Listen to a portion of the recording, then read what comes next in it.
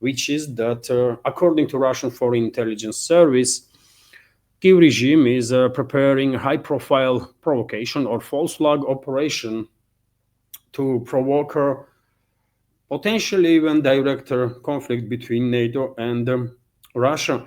Provocation is planned on Polish territory. So let's go through some details here.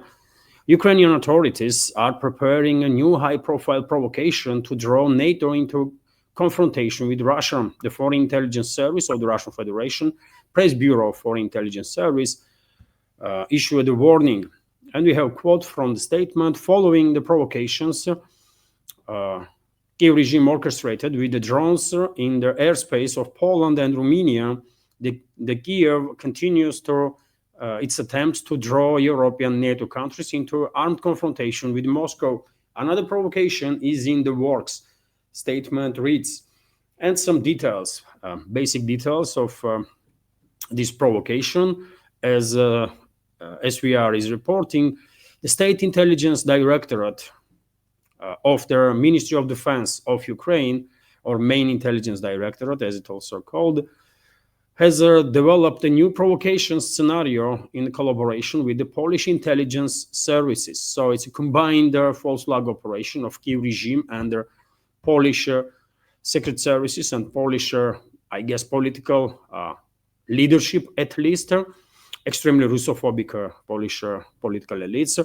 Kiev plans to send the sabotage and reconnaissance group, allegedly consisting of servicemen from special forces of the Russia and Belarus, into Poland. So these are terrorists that Kiev regime will send to Poland will be disguised as special forces of the Russia and Belarus. In fact, the sabotage and reconnaissance group will include the militants from the Freedom of Russia Legion, terrorist organization, by the way, and a Belarusian K. Kalinovsky regiment fighting on the side of Ukrainian armed forces. So there is a specifics there. Foreign Intelligence Service of the Russian Federation is not just making statements, they are quite specific. What kind of members of what kind of terrorist groups Kiev regime and their Polish Secret Service is going to use for this provocation. Also, article reads, the provocation may involve simulating an attack on critical infrastructure facilities in order to increase public outcry.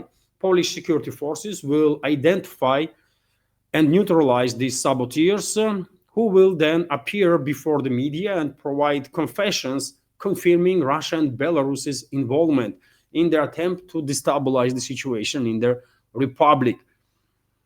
In this way, Ukraine will try to encourage Europe to give Russia the harshest possible response, preferably a military one. Faced with their inevitable defeat, the Zelensky's regime is ready, under the guise of Europeans, to resort to all means necessary, even at the cost of sparking a big war.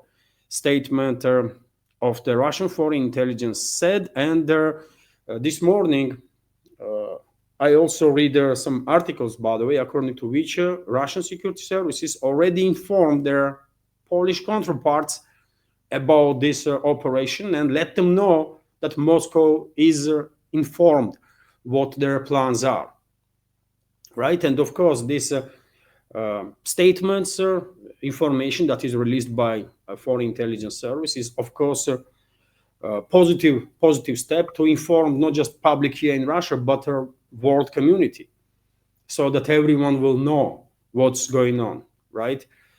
So this is a big deal. This is a big deal, I think. And now we have little better means to understand why Polish Prime Minister just yesterday or day before was desperately crying about Ukrainian crisis, that if this conflict, this war is their war, he was addressing not just Polish public, but also collective West in general. And he was saying that, well, survival of the whole Western civilization depends now allegedly on Ukraine.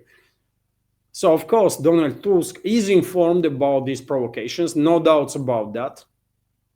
And with his statements, he is clearly preparing ground for next phase of escalation against Russia that globalists are preparing and gonna launch in relatively shorter time.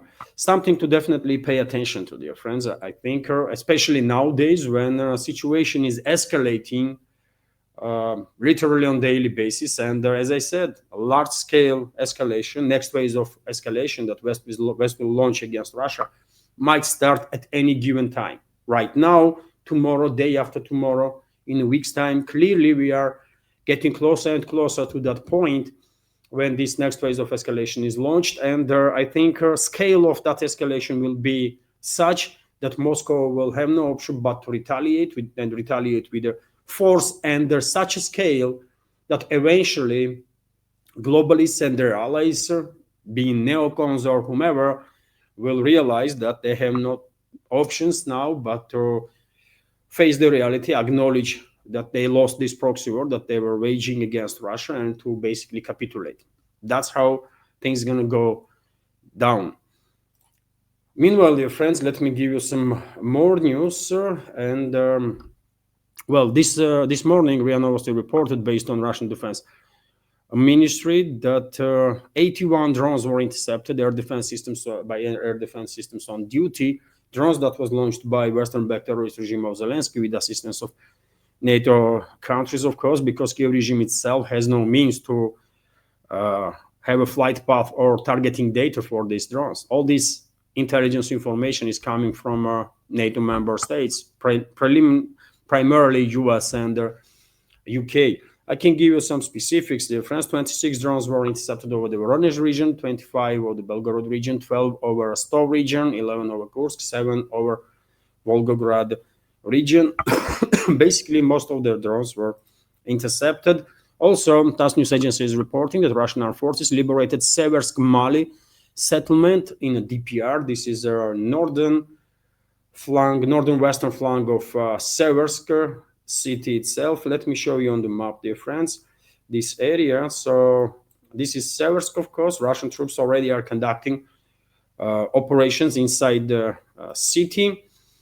And this is a settlement, tiny settlement, basically, Seversk Mali, tiny, but very important right now, because if you take a look at the map, dear friends, this settlement is located almost in between Yampol and Seversk city, on the northeastern side of Dronovka settlement. And of course, it's just logical that Russian troops will move towards Dronovka. Maybe already battles are taking place in this area. And simultaneously, dear friends, let me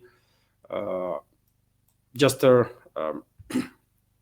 share once again information that Russian troops already are conducting operations in Yampol, inside the settlement of Yampol, which is also located in between Liman and Seversk. So significant progress of the Russian armed forces in this direction. And when it comes to Liman, by the way, major stronghold of Kiev regime in this direction, well, Russian troops are advancing on the northern-western side of Yampol too.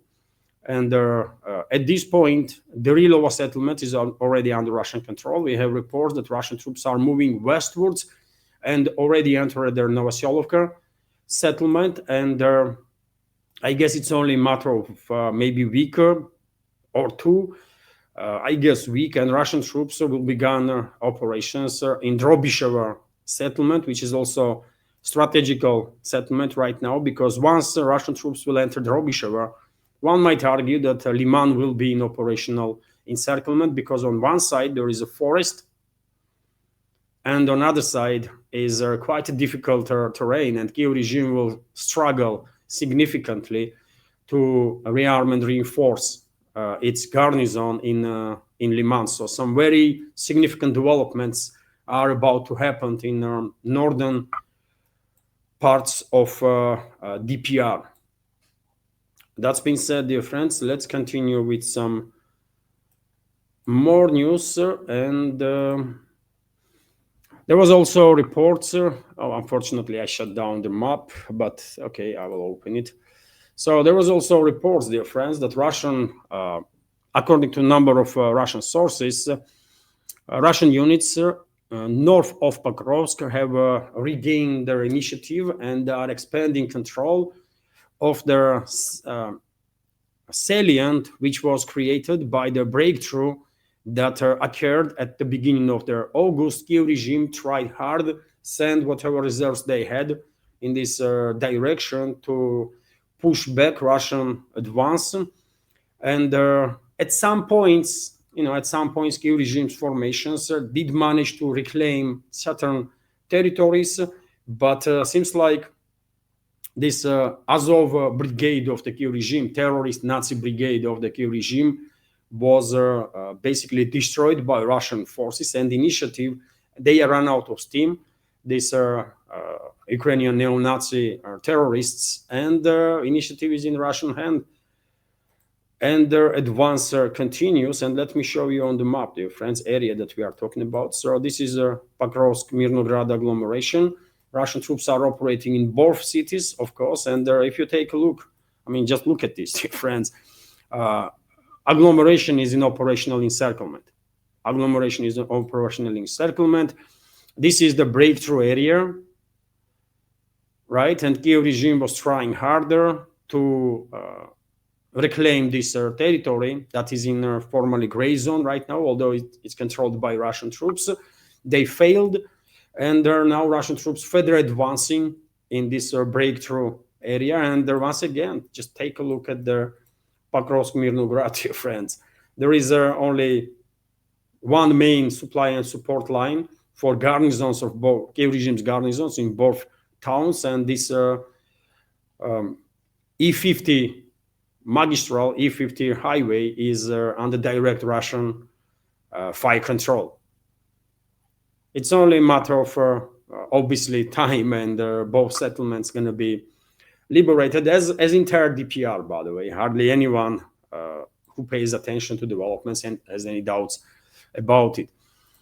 Also, dear friends, RIA Novosti is reporting that Russian forces finalize clearing operation in a forestry near Snelnikovo settlement, which is a western part of Volchansk city. I reported about a week ago that a significant number of enemy forces from 57th and 127th brigades of the Kiev regime were encircled in that forestry area.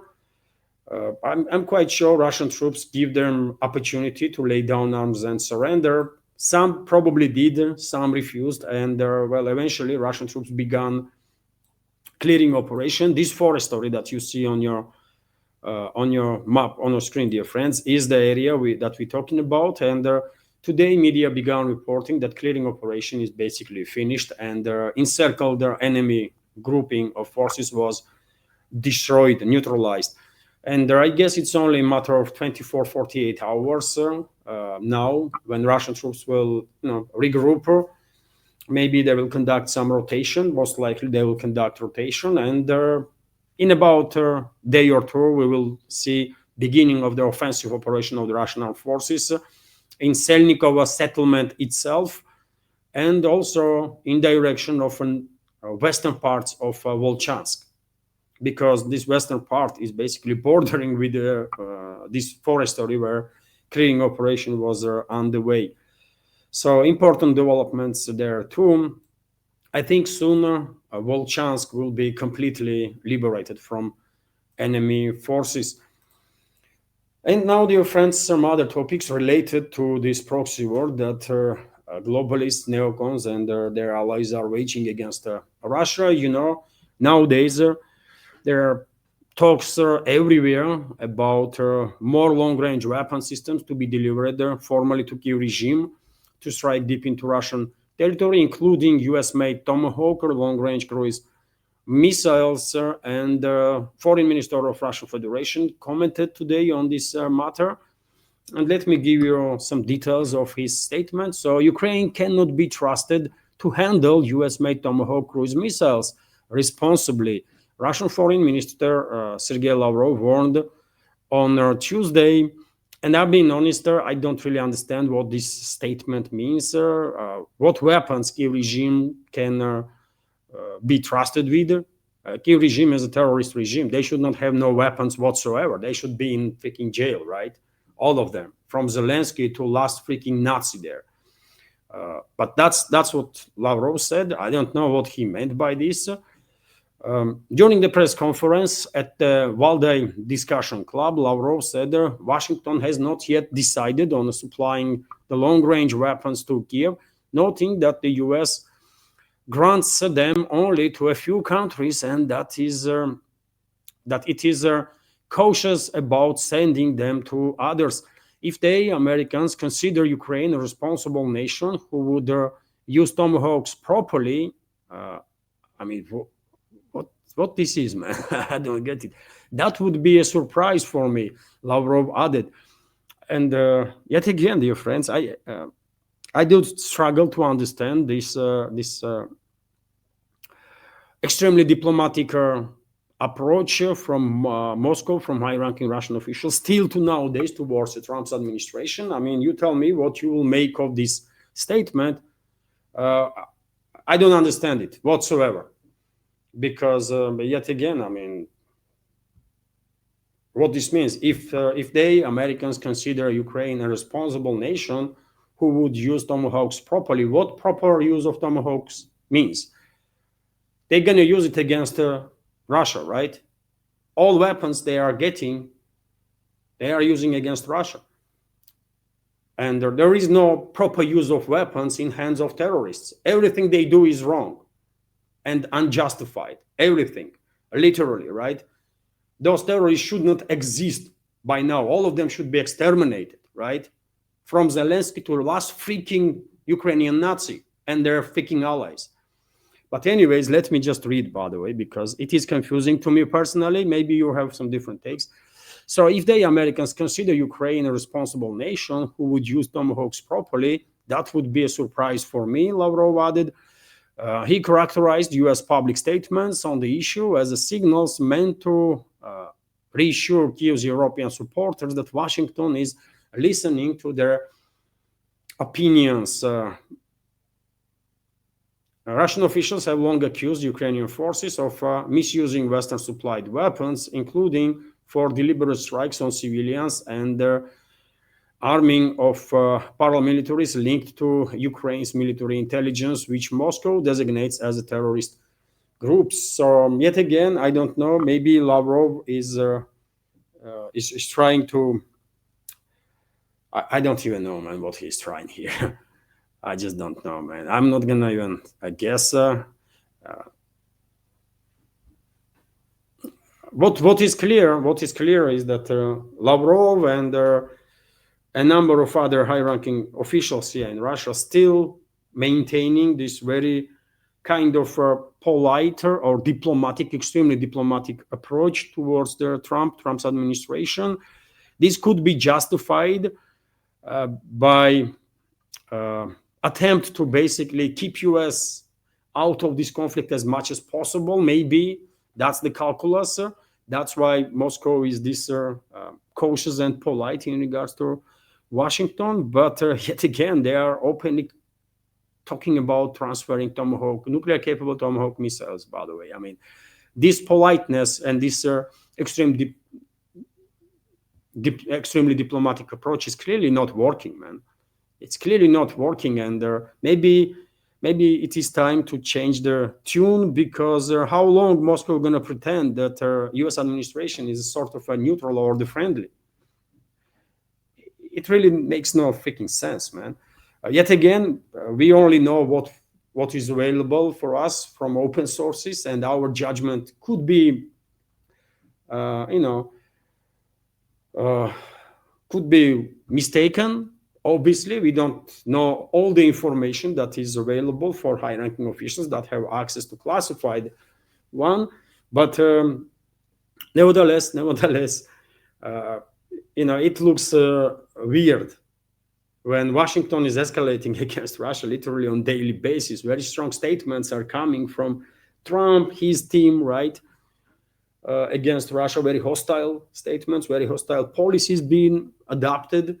It's not just a conversation around Tomahawks, but I remind you, dear friends, just like 10 days ago, U.S. administration approved $5 million military aid package to Kyiv regime. Mark Rutte, NATO Secretary General, also about like week or 2 weeks ago, stated that $2 billion were already allocated for more military aid for Kiev regime. Also, relatively earlier, about months ago, by now, there was reports that Trump's administration authorized transfer of 3,000 plus long-range cruise missiles to Kiev regime, right? All this stuff is extremely hostile steps towards Moscow, and nevertheless, still to nowadays, Russian high-ranking officials are maintaining this cautious, somewhat polite attitude towards Trump and his administration, which I don't know, man. Which is yet again maybe justified because I guess Russian leadership has information that we don't. But from outside, it does definitely. From outside, I mean, for people that only can judge based on open sources. I mean, for us, all this stuff looks so freaking weird. And yet again, question is how long Moscow gonna treat Washington, U.S. administration as if they are truly neutral or the friendly towards Russia. They are not, right?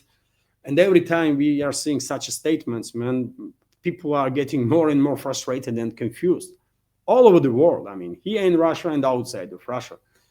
Among truly friendly ones towards us, right?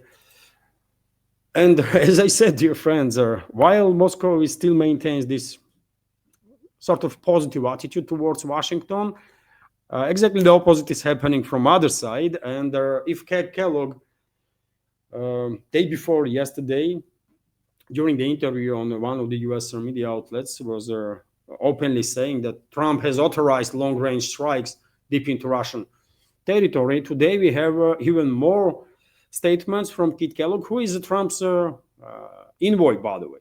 And I guess his statements probably are, at least at some levels, coordinated with the Trump, right? And let me give you some short clips of statements that Kellogg made. For example, on topic of Tomahawk missiles.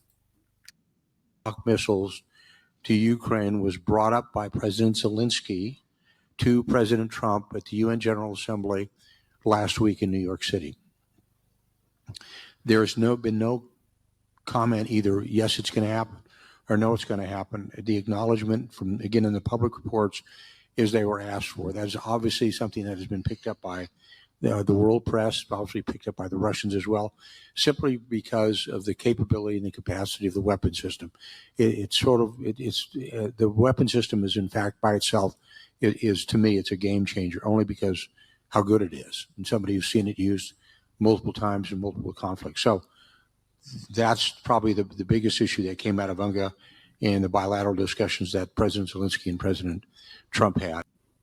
Well, he is clearly hinting, by the way, that yet another so-called game changer is about to be introduced to this proxy war that West is waging against Russia, isn't it? That's what he is hinting on, that these Tomahawks, those so-called game changers, soon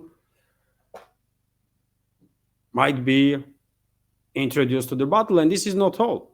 This is not all from him.